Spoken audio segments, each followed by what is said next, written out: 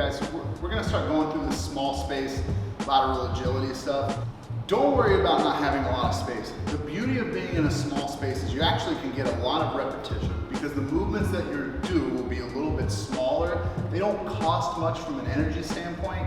And when we're learning skills, the rehearsal of certain positions that you want to own is very important. You can train at a higher volume and a higher intensity when you know the positions you're hitting are rock solid. It may not carry over exactly to gameplay, but at least you know in training that you've taken care of everything you can from a safety standpoint and a tissue development standpoint.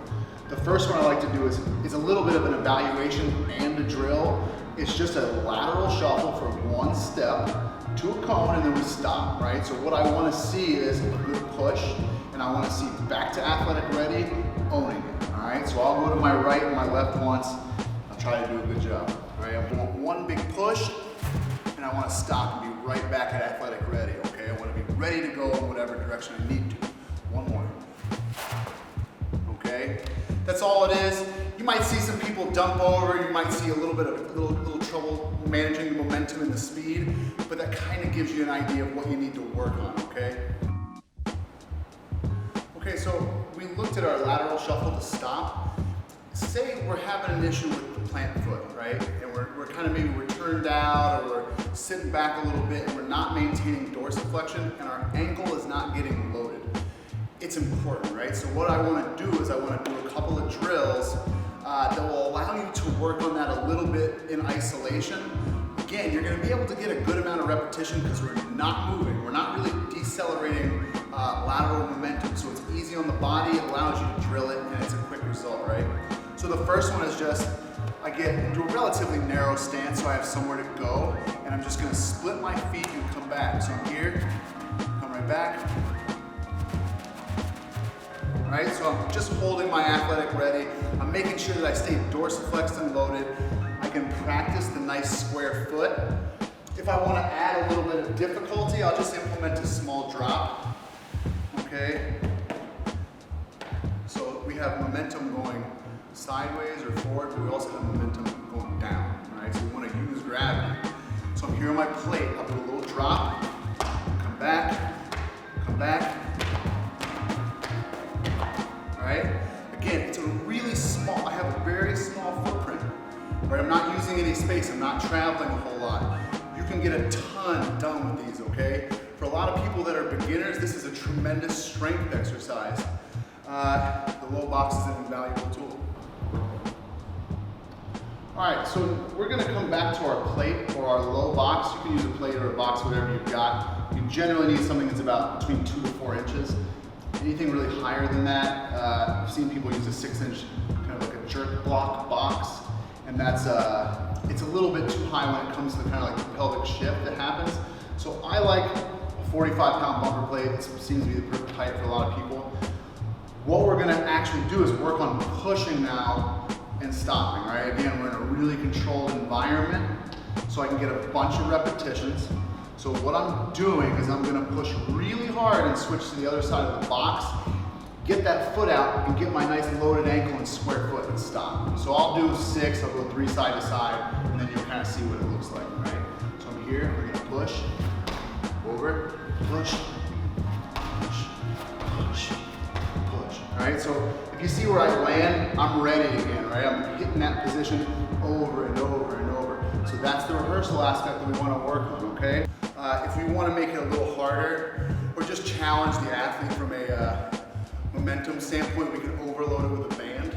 So the band will pull me into it, so I have to resist that extra bit of momentum. Or if I want to make it a little easier as I introduce it, I can help someone by kind of taking their mass away from a little bit in the system with the band. So let's go ahead and take a look at that. Okay guys, so I want to show you these 2 band variations. This is kind of everything you really need to deal with any problems that you see, okay? Whether it's a gentle introduction to a drill because you want to manage momentum for the athlete, say it's a return to play situation, say they're a little bit younger and not quite as strong, this is really, really nice to be able to work on this. And not as a coach, you have to hold your breath and be like, oh, I hope they're going to deal well with this from a tissue standpoint, right? It's all about prior exposure. If they don't have a lot, we got to take note, right? So I'm gonna get into my athletic ready.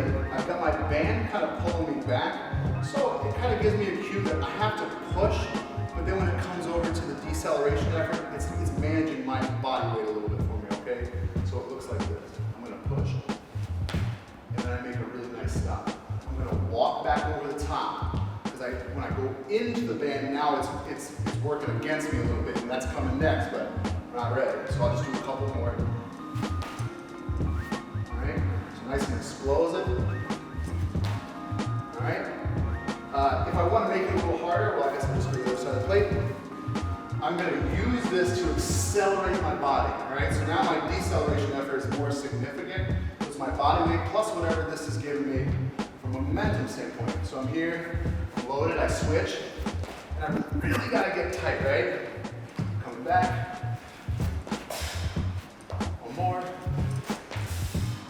So I can really feel that band working against me. That's really kind of all you need. You can take it right back to the cones. You can take it back to the plate with or without the band, and see what you get out of it. All right, guys, we're gonna show you another little drill that you can do. This one's really great, super efficient, and very effective. You need no space. Okay, say, oh, I don't have a low box, or I have whatever this is, maybe 5 feet. All right, a lot of us that are personal trainers or work with general population get put into a box, literally and figuratively. So we're gonna just teach you a little bit about how to work with that confine and that constraint a little bit. This is a stab step. Because there's not the momentum generated by speed of the body moving, I'm gonna use a little bit, now I'm adding mass, right? I got momentum, I'm gonna add mass to it and see if I can make myself work hard. So I'm gonna go shoulder to shoulder, and I'm gonna time it up with my step and my foot hitting, right? I actually want my body to move over. I don't want to just take a step with my foot and chop. With my ball, I want to stay close to my body, right? You can come out further and further, and it makes it harder. I'm just trying to emphasize the foot and get a little bit of work done. So what am I going to do? I'm going to be here starting a little narrow. I'm going to take a step. I'm going to chop aggressively like this. Right? So I'm putting a lot of speed on myself. I get to practice that loaded ankle in the good wide step. And I did not go anywhere. So maybe 8 to 10 repetitions per side. And then we can go and we can see what we get out of it, or we can put it in with the shuffle. I like to take this step, that feeling, and then put it into the shuffle. So I'll do one step shuffle, right? And then go back the other way. Right? I'm really particular about how hard you stop. I don't want soft, I don't want gradual, I don't want this outside my body. If we're working on stopping and decelerating, I want to see the body make a full stop.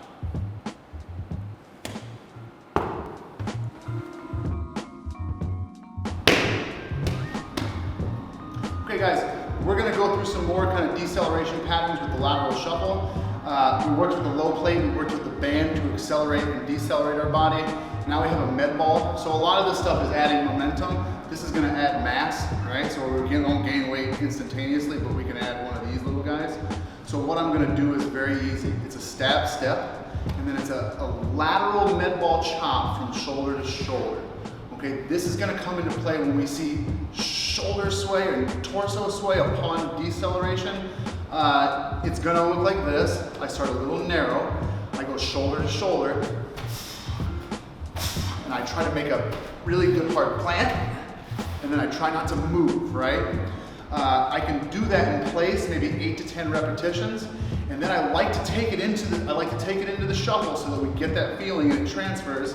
So I'm gonna go one step shuffle and then a good pop, and I'll go maybe 6 times back and forth. Here.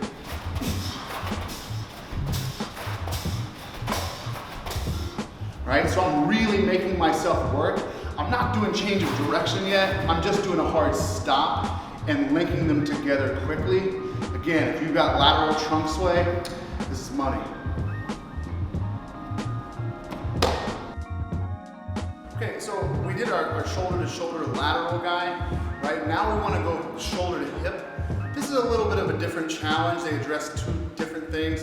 Both of them add momentum, both of them add momentum and mass, but so the other one is kind of like lateral trunk sway. This one is going to be if we have a shoulder dump. So if we can't resist some of the rotational force when we stop, this is what we'll look at. So I'm going to start again exactly the same. My stab step goes from my shoulder to my hip. I don't want to go outside my body. I don't want to do a big dump. I want to resist this. So here.